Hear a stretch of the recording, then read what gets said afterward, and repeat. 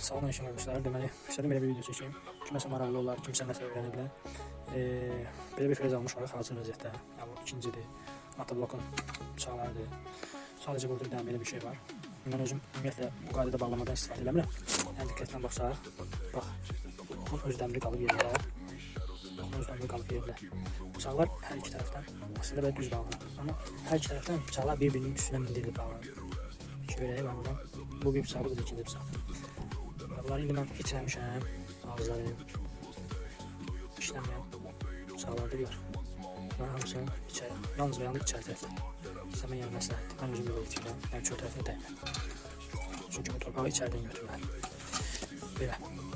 Bağlama qaydası mənə görə göstərdi. Kiməsə görə düzdürsə, deyəm mənə nəyə görə. Çünki bu bıçaqlar burada işləyir. Bu hansısa biri daşa, harasa falan ilişəndə bunu əyə bilər. Bunun sağ olsun naluskadan tutaq ki, o yan bir yana bir ki, yerindən laxlada bilər, qopara bilər.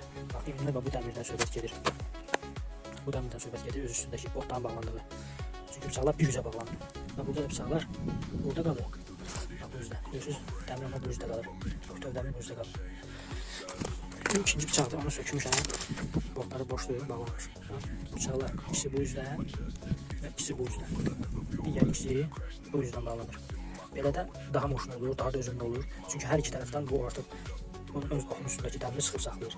Yəni bıçaqlar da o yan yana tərpənmir, belə daha moşun olur. Belə, bu qədər kimsə işinə yarayarsa inşallah ki, bizlərə sevinərik. Sağ olun, var olun.